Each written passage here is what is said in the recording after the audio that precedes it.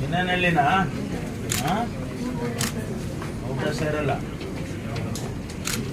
Rice all ಸನ್ಸನ್ಸ್ ಎಲ್ಲ better today ಆಗ್ತದೆ. ಫ್ರೂಟ್ಸ್ ಮೆಡಿಸಿನ್ಸ್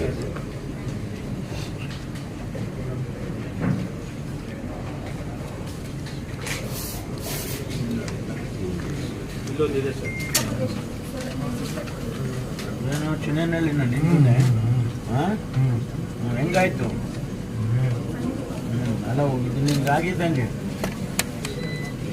ಜಾಸ್ತಿ ಆಯಿತು. ಹಾಂ, ಯಾತ್ರೆನಲ್ಲಿ ಊಟ ಮಾಡಿದ್ರಾ? ಅಡುಗೆ ಮಾಡಿಸಿದ್ರಾ? ಹಾಂ, ನೀರೆಲ್ಲಿಂದ ಕುಡಿದ್ರಿ?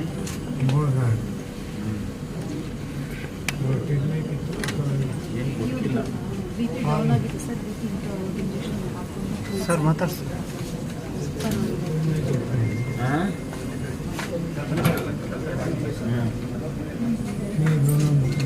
ಹೋಗೋಕ್ಕಾಗ್ತಿಲ್ವಾ?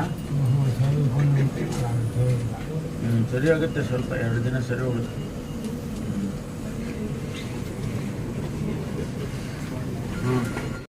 ಬರ್ರಿ ಇಂತೆ.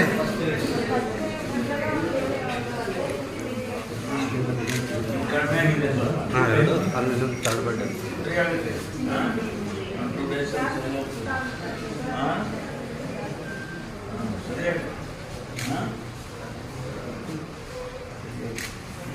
ದಿಸ್ ಒನ್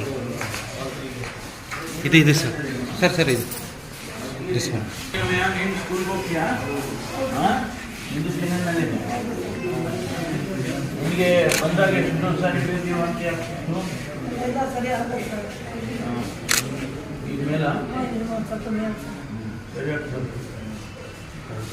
ಮಾಡಿ 5 ದಿವಸ ಬಂದಪ್ಪ ಅಂತ ಹೇಳ್ದ.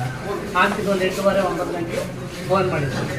ನಾನು ಓದಿ ಹಿಂದೆ ಗಾಡಿ ತಗೊಂಡು ಅವಾಗ ಆಟೋದ ಬಂದು ಬಸ್ ಸ್ಟ್ಯಾಂಡಿದ್ದಾನೆ. ಅವ್ರು ಆಗಲಿಲ್ಲ, ಕಾರ್ ಮಾಡ್ಕೊಂಡು ಬಂದಾಗ ಉಸಿರಾಡ್ತಿದ್ದಿಲ್ಲ.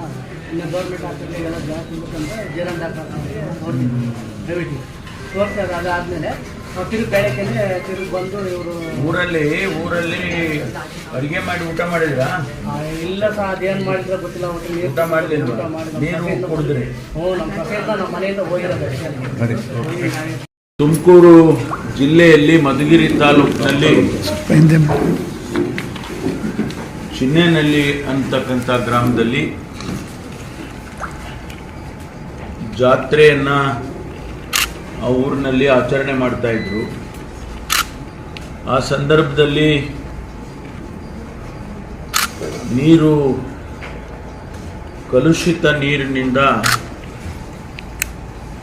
ಸುಮಾರು 100ಕ್ಕೂ ಹೆಚ್ಚು ಜನರಿಗೆ ವಾಂತಿ ಭೇದಿ ಈ ರೀತಿ ಆಗಿದೆ ಅಂತ ಹೇಳಿ ರಿಪೋರ್ಟ್ ಆಗಿ ಕೆಲವರು ಅವರೇ ಖಾಸಗಿ ಆಸ್ಪತ್ರೆಗಳಿಗೆ ಅಲ್ಲಿ ಮಧುಗಿರಿಯಲ್ಲಿ, ಕೊರಟಗೆರೆನಲ್ಲಿ ಮತ್ತು ತುಮಕೂರಿನಲ್ಲಿ ಸೇರಿಕೊಂಡಿದ್ದಾರೆ. ಆನಂತರ ಇಲ್ಲಿಗೆ ತುಮಕೂರು ಆಸ್ಪತ್ರೆಗೆ ಅಲ್ಲಿನ THO, ಅನಂತರ TC ಅವರು, DHO ಅವರು, CO ಅವರು ಅವರೆಲ್ಲರೂ ಕೂಡ ಹೋಗಿ ಅಲ್ಲಿಂದ ಯಾರು ಇದರಲ್ಲಿ ತೊಂದರೆಗೆ ಸಿಕ್ಕಾಕೊಂಡಿದ್ರು ಅವ್ರನ್ನ ಎಲ್ಲ ತುಮಕೂರು ಆಸ್ಪತ್ರೆಗೆ ಕರ್ಕೊಂಡು ಬಂದಿದ್ದಾರೆ, ಅಡ್ಮಿಟ್ ಮಾಡಿದ್ದಾರೆ.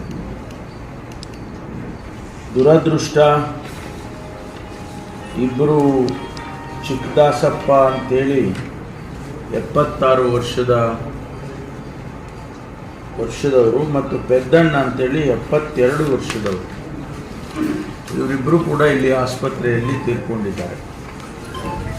ಒಂದು ಅವರಿಗೆ ಆದಂಥ ಇನ್ಫೆಕ್ಷನ್ನು ಅದರ ಪ್ರಯುಕ್ತ ಇರ್ಬೋದು, ಜೊತೆಗೆ ವಯಸ್ಸು ಕೂಡ 76, 72 ಆಗಿರೋದ್ರಿಂದ ವಯಸ್ಸಾಗಿ ಅವರು ಅದನ್ನು ತಡ್ಕೊಳ್ಳೋಕ್ಕಾಗದೆ ಅವರು ಕೂಡ ತೀರ್ಕೊಂಡಿದ್ದಾರೆ ಅಂತೇಳಿ ಡಾಕ್ಟರ್ಸ್ಗಳು ಹೇಳ್ತಿದ್ದಾರೆ.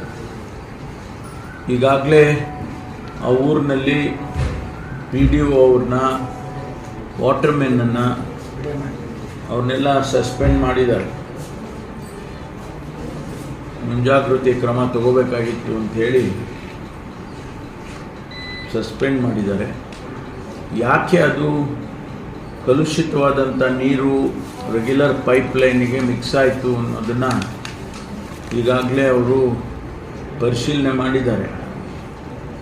ಅಲ್ಲಿ ವಾಟರ್ ಕನೆಕ್ಷನ್ಸ್ಗಳು ಕೊಡೋದಕ್ಕೆ ಕೆಲಸ ನಡೀತಾ ಇತ್ತು. JCBಯಲ್ಲಿ ಆ ಪೈಪ್ಗಳು ಹೊಡೆದೋಗಿತ್ತು.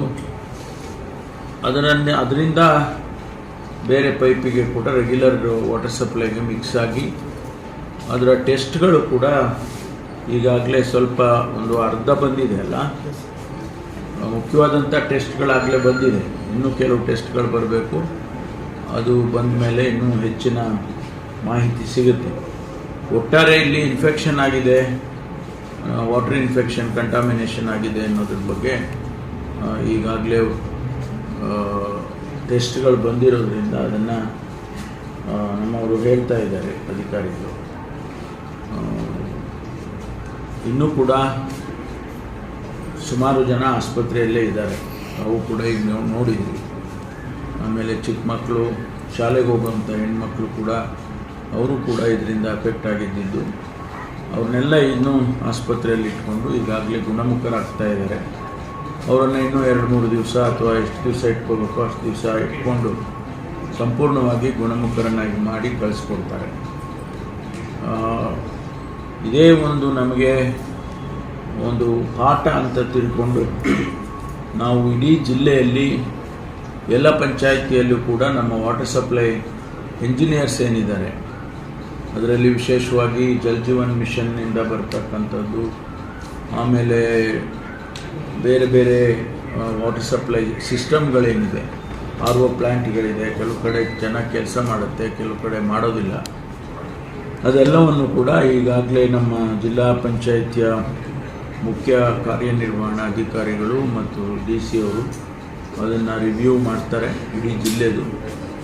ನಾಳೆ ನಾನು ಸಭೆ ಇಟ್ಕೊಂಡಿದ್ದೇನೆ, ಜಿಲ್ಲಾ ಮಟ್ಟದ ಅಧಿಕಾರಿಗಳ ಸಭೆಯನ್ನು ಇಟ್ಕೊಂಡಿದ್ದೇನೆ. ಅದರಲ್ಲಿ ನಾನು ಕೂಡ ಇಡೀ ಜಿಲ್ಲೆಯ ವಾಟರ್ ಸಪ್ಲೈ ಸಿಸ್ಟಮನ್ನು ರಿವ್ಯೂ ಮಾಡ್ತೇನೆ. ಯಾಕೆಂದರೆ ಕೇಂದ್ರ ಸರ್ಕಾರ, ರಾಜ್ಯ ಸರ್ಕಾರ ಎರಡೂ ಸೇರಿ ಜಲ್ ಜೀವನ್ ಮಿಷನ್ ಅಂತ ಏನು ಮಾಡಿದ್ದಾರೆ, ಅದು ಕೆಲವು ಕಡೆ ಭಾಳ ಚೆನ್ನಾಗಾಗಿದೆ, ಕೆಲವು ಕಡೆ ಅಷ್ಟು ಚೆನ್ನಾಗಾಗಿಲ್ಲ. ಅದನ್ನು ಕೂಡ ನಾವು ಈಗಾಗಲೇ ಹಿಂದಿನ ಸಭೆಗಳಲ್ಲಿ ಗಮನ ಹರಿಸಿ ಅವರಿಗೆ ಸೂಕ್ತವಾದಂಥ ಆದೇಶಗಳನ್ನ ಕೊಟ್ಟಿದ್ದೆ ನಾನು. ಅದನ್ನು ಕೂಡ ನಾನು ನಾಳೆ ಪರಿಶೀಲನೆ ಮಾಡ್ತೇನೆ. ಒಟ್ಟಾರೆ ಈ ಕುಡಿಯುವ ನೀರಿನ ವ್ಯವಸ್ಥೆಯ ಬಗ್ಗೆ ನಾವು ಎಚ್ಚರಿಕೆಯಿಂದ ಇರಬೇಕಾಗ್ತದೆ ಅಂತೇಳಿ ನಾನು ಸಾರ್ವಜನಿಕ ಸ್ನೇಹಿತರುಗಳಿಗೆ ಮನವಿಯನ್ನು ಮಾಡ್ತೀನಿ.